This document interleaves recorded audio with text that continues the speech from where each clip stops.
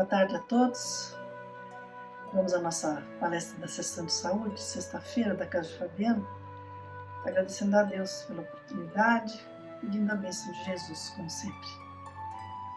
Vamos falar hoje sobre a reencarnação que cura. Temos trazido nas últimas palestras a máxima de Jesus que nos diz para amar os inimigos, fazer-lhes o bem e orar por eles, né? E quando o inimigo é um desafeto familiar? Amar o inimigo inserido no meio familiar, que desafio, que prova, né? Quando se fica doente ou uma pessoa sofre um acidente, quem são os primeiros a quem se recorre? Em geral se recorre à família, né? Aquele pai ou a mãe que sempre hostilizaram ou desprezaram o filho, agora precisam de ajuda na velhice. Ou o filho ingrato, que sempre tratou mal os pais, agora, abrindo mão do orgulho, precisa da ajuda dos pais. E os pais têm que se esquecer das suas mágoas, perdoar e praticar o amor ao inimigo, cuidando do filho.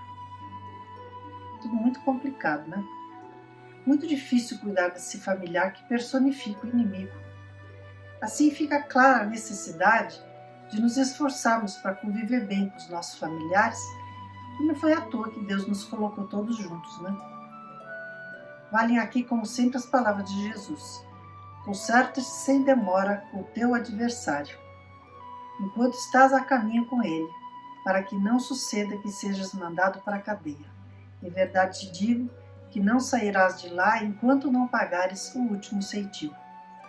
Ou seja, dentro do conceito de causa e efeito e do conhecimento de que Deus não deixa nada sem correção, se não nos acertarmos nessa vida, vai saber o que nos é reservado para uma próxima, né? Aí vem aqueles familiares muito difíceis, né, com que a gente tem que conviver. Sempre lembrar que nós somos imperfeitos e temos um passado, né? São situações muito difíceis que vemos à nossa volta no dia a dia. Às vezes a relação familiar nem é muito hostil. O amor lá no fundo até que existe, mas a relação é distante, indiferente, ou guarda mágoas e ressentimentos. Há pouca intimidade entre as pessoas, né? Devido a personalidades muito opostas, opiniões e posturas de vida diferentes, até religiões diferentes. Quanto à religião, inclusive, Jesus previu isso quando nos disse, como consta no Evangelho segundo o Espiritismo, em Causas das Divisões. Não penseis que vim trazer paz à terra. Não vim trazer paz, mas a espada. Com efeito, vim contrapor o homem ao seu pai, o filho à sua mãe e a nora à sua sogra. E quantos familiares, né, não se distanciam devido às diferenças e preconceitos religiosos, né? E como seria tudo mais fácil se as relações fossem pautadas pelo amor? Com amor, os acertos são muito mais fáceis, né? Mas muitas vezes, né, a realidade é outra. E vamos ver como exemplo esse conto do espírito que tem o codinome Valério. O conto se chama Vem Aí, está no livro Ideal Espírita, psicografado por Chico Xavier e Paulo Vieira. A jovem casara-se com um homem amado, contudo não suportava a sogra. A nobre dama, a sogra, né, recebia da nora injúrias, remorques e humilhações.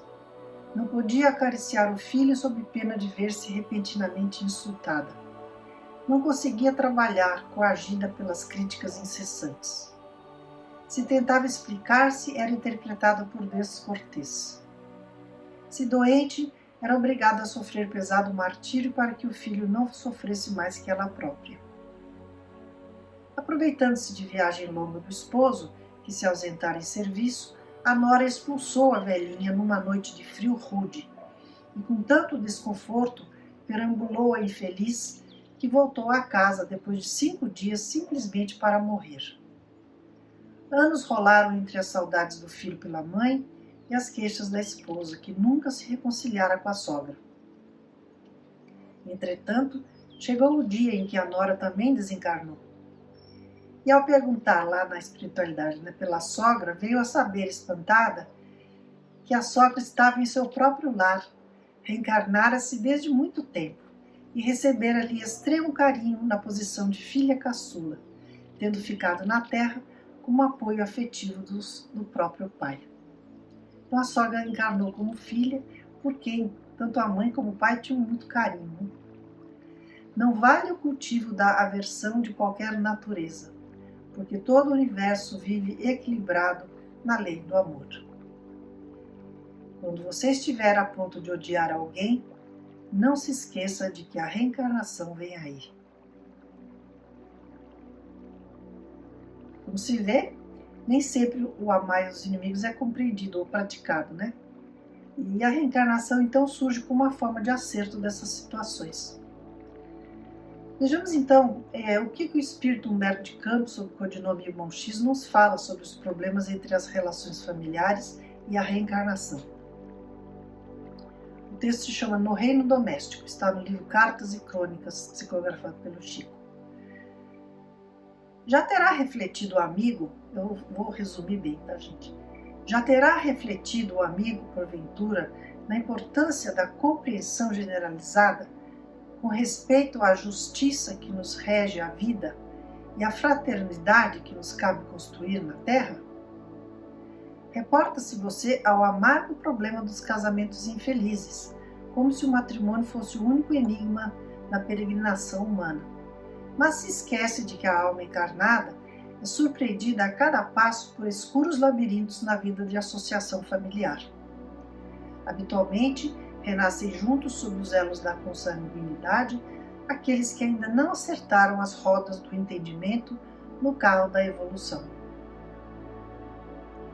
Jungidos à máquina das convenções respeitáveis no instituto familiar, caminham esses familiares lado a lado, sorvendo o remédio amargoso da convivência compulsória para sanarem velhas feridas e manifestas. Suas correções, né? A reencarnação impune, sorvendo o amargoso remédio da convivência compulsória. E nesse vastíssimo roteiro de espíritos em desajuste, além dos cônjuges infortunados, há fenômenos sentimentais bastante complexos. Existem pais que não toleram os filhos e mães que se voltam impassíveis contra os próprios descendentes. Há filhos que se revelam inimigos dos progenitores e irmãos que se exterminam dentro do magnetismo degenerado da antipatia congênita. Dilacerando-se uns aos outros, com raios mortíferos e invisíveis do ódio e do ciúme, da inveja e do despeito, apaixonadamente cultivados no solo mental. Por isso que a gente tem que ter cuidado dos pensamentos, né? Porque muitas vezes essas hostilidades, elas ficam no nosso campo mental, né? Mesmo que não se manifestem fisicamente ou por palavras. Os hospitais e principalmente os manicômios apresentam um significativo número de enfermos, que não passam de mutilados espirituais dessa guerra terrível na trincheira mascarada sob o nome de lar. Em quase toda parte vemos pais e mães que expressam ternura ante os filhos desventurados e que se revoltam contra eles toda vez que se mostrem prósperos e felizes. Sentimentos de inveja, né, muitas vezes ocorrem, que é uma coisa inexplicável, né, entre pais e filhos, mas acontece. Há irmãos que não suportam a superioridade daqueles que lhes partilham o nome e a experiência, e companheiros que apenas se alegram com a camaradagem nas horas de necessidade e infortúnio. Aqueles parentes que só recorrem a nós quando estão precisando, né? Ninguém pode negar a existência do amor no fundo das multiformes uniões a que nos referimos, mas esse amor ainda se encontra à maneira do ouro inculto, incrustado no cascalho duro e contundente do egoísmo e da ignorância, que às vezes matam sem a intenção de destruir e ferem sem perceber a inocência ou a grandeza de suas vítimas. Bastante complicado, né? Por isso mesmo, o Espiritismo com Jesus, convidando-os ao sacrifício e à bondade, ao conhecimento e ao perdão, aclarando a origem de nossos antagonismos e reportando-nos aos dramas por nós todos já vividos no passado, acenderá um facho de luz em cada coração inclinando as almas rebeldes ou enfermiças à justa compreensão do programa sublime de melhoria individual, em favor da tranquilidade coletiva e da ascensão de todos. Desvelando os horizontes das múltiplas existências, passaremos a entender nas piores situações familiares pequenos cursos regenerativos, dando-se pressa em aceitá-los com serenidade e paciência. Temos que ter serenidade e paciência, né, com essas dificuldades entre familiares. De vez que a dor e a morte são invariavelmente os oficiais da divina justiça, funcionando com absoluto equilíbrio em todas as direções, unindo ou separando almas, com vistas à prosperidade do infinito bem. Observe e medite, e você identificará Jesus como sendo o sociólogo divino do mundo, e verá no Evangelho o código de ouro e luz, em cuja aplicação reside a verdadeira redenção da humanidade. O Jesus, seu sociólogo divino do mundo. Maravilha, né? E fora esses ódios que rondam as relações familiares, há também as situações de abandono. Nem sempre a responsabilidade pelos dependentes fala mais alto. Mães que abandonam filhos para adoção, famílias que abandonam seus idosos, cônjuges que abandonam seus lares ansiando aventuras. Não que isso não exista mais hoje, mas antigamente essa questão do abandono era muito mais comum. Em nossa história tem-se notícia de muitos portugueses que vieram para o Brasil deixando familiares para trás. Aqui no Brasil eles acabavam formando outra família e as esposas eram abandonadas em Portugal. Então, a esse respeito, vamos ler esse texto.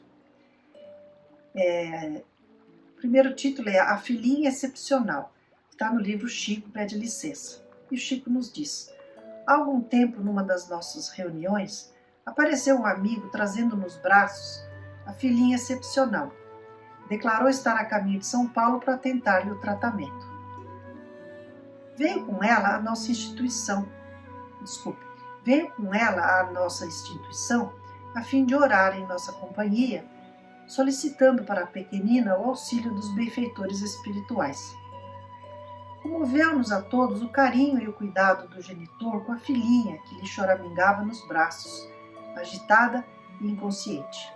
Esse amigo informou o proceder de uma cidade pernambucana e guardara a esperança de alcançar melhoras para a filha, junto de médicos amigos da capital bandeirante. Iria para São Paulo, né? Diante do quadro enternecedor, penso que todo o pessoal da reunião, refletia sobre os princípios da reencarnação, mas sem fazer comentários.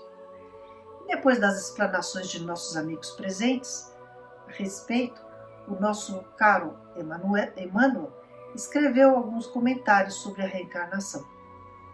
Depois dele veio até nós o poeta Silva Ramos, em espírito, que escreveu por nosso intermédio o soneto Vinculação Redentora. Esse poeta era pernambucano, um dos fundadores da Academia Brasileira de Letras. De mãe portuguesa e formado em Direito em Coimbra, Portugal, devido às suas raízes, sua temática era toda dedicada ao cenário português. Então, ele nos oferece um poema de título Vinculação Redentora e diz: O fidalgo, ao partir, diz à jovem senhora: Eu sou teu, tu és minha, espera-me, querida. Mas longe ergue outro lar. Vence, altera-se, ouvida. Ela afoga em suicídio a mágoa que a devora. Só na primeira estrofe já mostra, o drama. Falece o castelão, vê a noiva esquecida. Desencarnada e aflita, é uma sombra que chora. Eles se encontram na espiritualidade. Ele pede outro berço e quer trazê-la agora, em braços paternais, ao campo de outra vida. O século avançou, ei-los de novo em cena. Encarnaram de novo, Reencarnaram. Ele, o progenitor, ela, a filha pequena, a crescer retardada, abatida e insegura. Hoje ele, em tudo, é sempre o doce pajem dela, e a noiva de outro tempo é a filha triste e bela. agarrando-se ao pai nos traumas da loucura. Sabemos que o suicídio muitas vezes traz uma reencarnação com problemas mentais, né? E estava então assim desvendado o enigma do homem carregando a filhinha excepcional através do recurso divino da reencarnação. Então, muitas vezes se passa uma vida familiar inteira na dor moral da dissensão, na doença desatendida, na loucura do abandono, seja por irresponsabilidade de alguns dos familiares, seja por egoísmo, falta de perdão, orgulho, rancor, revolta, ódio, vingança. Mas Deus, na sua justiça inexorável e bondades infinitas de Pai, que não quer que nenhum de seus filhos sofra eternamente a consequência de seus erros, nos dá a oportunidade da reencarnação. Como nos disse o irmão X, para o estabelecimento da justiça que nos rege a vida e da fraternidade que nos cabe construir na Terra, vem aí a reencarnação, que corrige todos esses conflitos. Graças a Deus, né? Então peçamos a Deus que nos dê paciência e indulgência para que cultivemos a paz e a harmonia em nossos lares, querendo o bem daqueles com quem temos dificuldade de relacionamento e cientes de que se tratam de recursos regenerativos. Oremos por aqueles que sucumbem à prova do inimigo familiar, incapazes de se reconciliar com o seu desafeto, né? E agradeçamos pela oportunidade da reencarnação. Pai nosso que estais no céu, santificado seja o vosso nome. Venha a nós o vosso reino, seja feita a vossa vontade, assim na terra como no céu. O pão nosso de cada dia nos dai hoje, perdoai as nossas dívidas, Senhor, assim como procuramos perdoar os nossos devedores. Não nos deixeis cair em tentação e livrai-nos do mal. Graças a Deus e graças a Jesus. Obrigada, até semana que vem.